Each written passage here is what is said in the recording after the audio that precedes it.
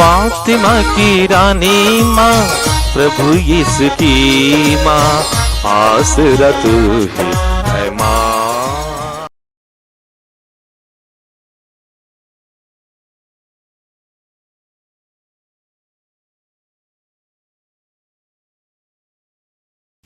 पहला पाठ प्रेरित चरित्र अध्याय 7 पद संख्याएं 51 से 59 तक। स्तेफनुस ने जनता, नेताओं और शास्त्रियों से यह कहा, हठ धर्मियों, आप लोग न तो सुनना चाहते हैं और न समझना। आप सदा ही पवित्र आत्मा का विरोध करते हैं, जैसा कि आपके पूर्वज किया करते थे। आपके पूर्वजों ने किस नबी पर अत्याचार नहीं किया? उन्होंने उन लोगों का वध किया जो धर्मात्मा के आगमन की भविष्यवाणी करते थे। आप लोगों को स्वर्गदूतों के माध्यम से संहिता प्राप्त हुई, किंतु आपने इसका पालन नहीं किया और अब आप उस धर्मात्मा के विश्वासघाती तथा हत्यारे बन गए हैं। वे स्तेफनुस की बातें सुनकर आग बबूला हो गए और दांत पीसने लगे। स्तेफनुस ने पवित्र आत्मा से पूर्ण होकर स्वर्ग की ओर दृष्टि की और ईश्वर की महिमा को तथा ईश्वर की दाहिनी विराजमान यीशु को देखा। वह बोल उठा, मैं स्वर्ग को खुला और ईश्वर के दाहिनी विराजमान यीशु को देख रहा हूँ। इस पर उन्होंने ऊंचे स्वर से चिल्लाकर अपने कान बंद कर लिए। वे सब मिलकर उस पर टूट पड़े और उसे शहर के बाहर निकालकर उस पर पत्थर मारने लगे। गवाहों ने अपने कपड़े साउल नामक नवयुवक के पैरों पर रख दिए। जब लोग स्तेफनुस पर पत्थर मारते थे तो उसने यह प्रार्थना की, हे प्रभु यीशु, मेरी आत्मा को ग्रहण कर। तब वह घुटने टेक कर ऊंचे स्वर से बोला, हे प्रभु, यह पाप इन पर मत लगा। और यह कहकर उसने प्राण त्याग दिए।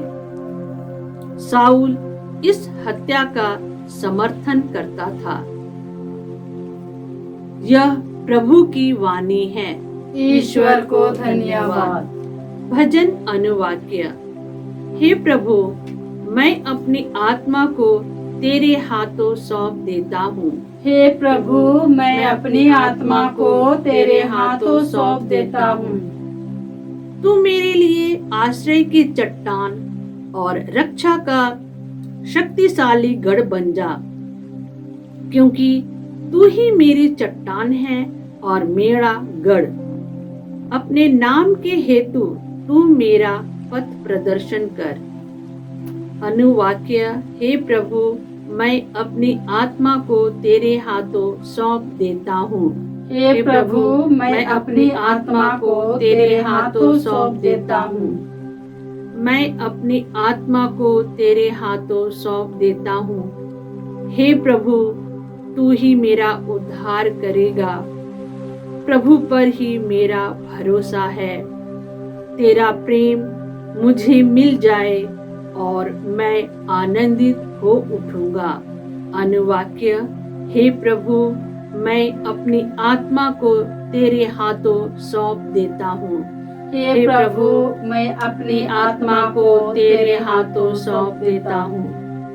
अपने सेवक पर दया दृष्टि कर। तू दया सागर है, मुझे बचाने की कृपा कर। जो तुझ पर भरोसा रखते हैं, तू उन्हें अपने साथ रख कर मनुष्यों के षड्यंत्रों से उनकी रक्षा करता है। अनुवाक्य।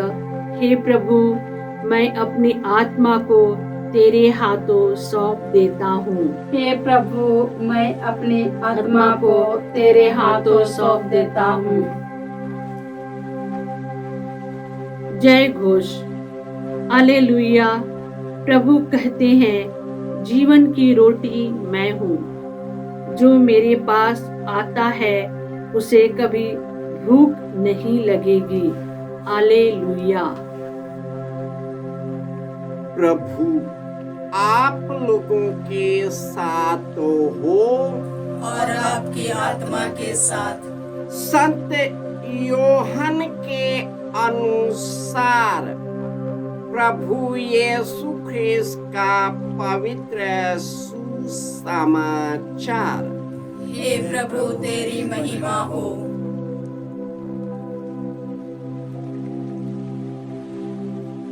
अध्याय 6 पद संख्याएं 30 से 35। लोगों ने यीशु से कहा, आप हमें कौन सा चमत्कार दिखा सकते हैं जिसे देखकर हम आप में विश्वास करें? आप क्या कर सकते हैं? हमारे पुरखों ने मरुभूमि में मन्ना खाया था, जैसा कि लिखा है, उसने खाने के लिए उन्हें स्वर्ग से रोटी दी। यीशु ने उत्तर दिया, मैं तुम लोगों से कहे देता हूँ, मूसा ने तुम्हें जो दिया था वह स्वर्ग की रोटी नहीं थी। मेरा पिता तुम्हें स्वर्ग की सच्ची रोटी देता है। ईश्वर की रोटी तो वह है जो स्वर्ग से उतरकर संसार को जीवन प्रदान करती है। लोगों ने यीशु से कहा, प्रभु आप हमें सदा वही रोटी दिया करें। उन्होंने उत्तर दिया, जीवन की रोटी मैं हूँ। जो मेरे पास आता है उसे कभी भूख नहीं लगेगी, और जो मुझ में विश्वास करता है उसे कभी प्यास नहीं लगेगी। यह प्रभु यीशु ख्रिस्त का पवित्र समाचार है। हे ख्रिस्त तेरी स्तुति हो। ख्रिस्त में प्यारे भाइयों और बहनों, स्तोत्रकार कहता है, प्रभु ही मेरा आश्रय की चट्टान और रक्षक का शक्तिशाली गढ़ है, क्योंकि वही मेरी चट्टान और गढ़ है। अपने नाम के कारण वह मेरा पथ प्रदर्शन करता है। वह अपने सेवक पर दया दृष्टि करता है, क्योंकि वह दया सागर है। वह बचाने में समर्थ है। जो ईश्वर के भक्त हैं और जिसमें पवित्र आत्मा काम करता है, वह किसी से नहीं डरता। स्टेफनुस पवित्र आत्मा से परिपूर्ण होकर ईश्वर के दिव्य ज्ञान से भरकर शास्त्री फरीसी यहूदियों को समझाने लगा, लेकिन उनका हृदय इतना कठोर था कि वह उसे न सुन सका और न उसे अपने हृदय में घर कर पाया। वे पत्थरों से मार मार कर उसे समाप्त कर दिया। उसने सोचा कि उसको मारने के बाद वे चैन से रह जाएंगे, लेकिन स्टेफनुस जो कलीसिया का पहला शहादत है, उसी के इस पवित्र खून के धरातल पर, नींव पर हमारा कलीसिया का विश्वास टिका हुआ है। उन्होंने यीशु को स्वीकार नहीं किया। यीशु स्पष्ट कहते हैं कि जो तुम लोग मन्ना खाया था वह स्वर्ग से उतरी हुई रोटी नहीं, तुम्हारा ईश्वर तुम्हें जीवंत रोटी के रूप में दिया है, जिस पर तुम विश्वास नहीं करते। जीवन की रोटी वह है जो मुझ में विश्वास करता है, उसे मुझसे जीवन प्राप्त होगा, क्योंकि स्वर्ग से उतरी हुई जीवंत रोटी मैं हूँ। जो मुझे खाता है उसे अनंत जीवन प्राप्त है। जीवन की रोटी मैं हूँ। जो मेरे पास आता है उसे कभी भूख नहीं लगेगी, और जो मुझ में विश्वास करता है उसे कभी प्यास नहीं लगेगी, क्योंकि पिता मुझ में है, मैं पिता में हूँ। मैं जो भी करता हूँ अपने से नहीं करता, परंतु पिता जिसने मुझसे कहा है वह खुद मुझ में कार्य करता है। अब पवित्र आत्मा की छाया मुझ पर सदा रहता है। यीशु कितना भी लोगों को समझाया, चिन्ह और चमत्कार दिखाया, कोढ़ियों को चंगा किया, लेकिन उन लोगों का हृदय कठोर का कठोर रहा।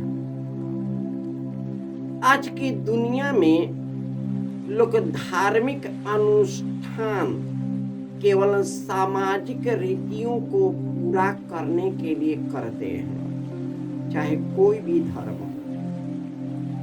यह अपने धर्मों की रीतियों को तो पूरा करते हैं, लेकिन उनका हृदय ईश्वर से कोसों दूर है। हम गिरजाघरों में प्रार्थना करते हैं, सभाएं रखते हैं, नवेना करते हैं। हम लोग एक दिवसीय त्रिदिवसीय साधना करते हैं, कई बार प्रार्थनाओं में भाग लेकिन हमारा मन और हृदय ईश्वर के नजदीक नहीं जाता। ईश्वर की ज्योति हमें प्रवेश नहीं करता, क्योंकि हम उन्हें प्रवेश करने नहीं देते। शास्त्री फरीसियों की समस्याएं क्या, कुछ भी नहीं। वे तो अपनी सामाजिक धर्म की नीतियों को पूरा करते हैं, लेकिन उनके हृदय में न प्रेम है, न करुणा है, न क्षमा है, क्योंकि उसके अंदर में ईश्वर निवास ही नहीं करता है। और उनमें ये वही है जो यीशु और ईश्वर के विद्रोही लोग हैं। ये वही लोग हैं जब ईश्वर उनको मिस्र देश की गुलामी से ला रहे थे, वे भुनाते थे, ईश्वर की वाणी का विद्रोह करते थे, मूसा की बातों का खंडन करते थे और कभी कभी इतने गुस्से हो जाते थे, लगता था कि वह मूसा को खत्म ही कर देगा। ये लोग उन्हीं की संतति है, क्योंकि ये हठधर्मी प्रजा है। हम भी हठधर्मी हैं। हम भी मन और हृदय से सांसारिक, पारिवारिक, सामाजिक कुरीतियों में बंधे हुए हैं, धार्मिक कुरीतियों में बंधे रहते हैं, क्योंकि अंधकार का शैतान छाया रहता है। अब उससे निकलने के लिए एक ही मार्ग है, प्रार्थना, त्याग, तपस्या का मार्ग।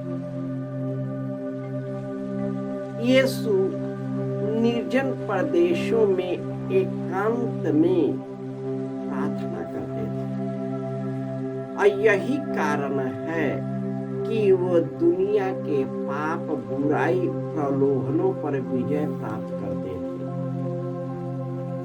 जब वे ईश्वर के पुत्र होते हुए भी उन्होंने अपना समय प्रार्थना में बिताया, तो हमें भी प्रार्थना में बिताना ही पड़ेगा। आज दुनिया की सबसे बड़ी समस्या है कि कुछ समय के लिए ईश्वर के सानिध्य में बिताना। हमारा मन और हृदय बेचैन होने लगता है, मन व्याकुल हो जाता है, मन इधर से उधर भागता रहता है, सांसारिकता में भागता रहता है। संसार को पाने के लिए और उसको वश में करने के लिए दिन रात चिंतित रहते हैं। और यही कारण है कि हम वश में नहीं रहते। पवित्र आत्मा जो यीशु ने पेंतेकोस्त के दिन हमें दिया था, उसको हमने नाश कर दिया है, उसको आने की अनुमति नहीं दिया है। हमने ईश्वर के सानिध्य में नहीं बैठा है, ईश्वर के वचनों पर मनन चिंतन नहीं किया है। जिस प्रकार फरीसी, शास्त्री, यहूदी और उस समय के राजा और महाराजा लोग, वे धर्म ग्रंथों का चिंतन नहीं करते, परंतु मनुष्य की बनाई हुई जो कानून और नियम, उस पर विश्वास करते हैं और ईश्वर के नियम को तोड़ते हैं, अपने नियम को थोपते हैं और ईश्वर के नियम को तोड़ते हैं। लेकिन डरने की जरूरत नहीं, ईश्वर शक्तिशाली है, वह सभी देवताओं में महान अधिपति है। वह पृथ्वी की गहराई को अपने हाथों से संभालता, स्वर्ग, पृथ्वी, सब कुछ उनके हाथों में है, सब शैतान की ताकत उनके हाथों में है। इसलिए हमें निर्भय होकर ईश्वर के करीब चले, यीशु के नजदीक आए, ताकि वह पवित्र आत्मा को भेजे, हम लोग पवित्र आत्मा से भर जाए और दुनिया की बुराइयों पर, दुख दर्दों पर, समस्याओं पर और पाप के बंधनों पर विजय प्राप्त करें। हम यीशु की सहायता से शैतान की सभी शक्तियों को परास्त कर दिया है, क्योंकि वही मेरा बल है, वही मेरी ताकत है, वही मेरी जिंदगी है, वही मेरे जीवन का आधार है, वही ज्योति, मुक्ति और जीवन की रोटी है।